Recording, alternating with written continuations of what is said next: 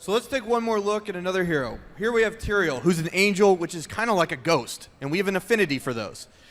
Tyrael visually has a lot of things going for him that make him really, really easy to execute. He's wearing awesome armor, he has these cool angelic wings, but more than that, he's the angel of justice, and he cares about the plight of man, and thematically, he's a very strong leader and ally. We'll explain a little bit more about that.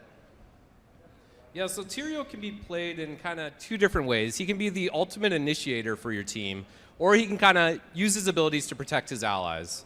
So here we have Arthas engaging Nova, and if you haven't figured out by now, Arthas is kind of the bad guy in our videos. So normally this is not a fight that Nova wants to be in. She doesn't want to melee with Arthas, but Tyrael can use his Blessing of Sacrifice, and now all the damage dealt to Nova is being redirected to Tyrael. Now, as Arthas tries to run away, Tyrael can use his Might of Eldrune to teleport to the location and secure the kill.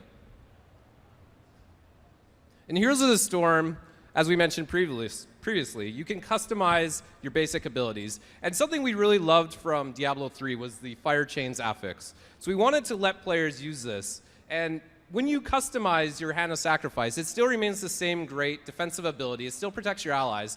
But we already had a cool art link between the ally that you were connected with. So we thought it would be cool if we could do something like Fire Chains.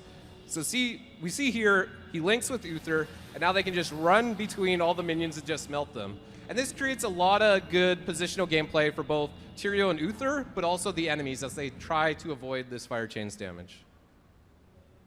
One of Tyrael's heroic abilities is Judgment, and this lets him be the ultimate initiator. He can charge in on an enemy, knocking them away and doing a lot of damage. So we're going to look at like that in action. Again, Arthas, bad guy.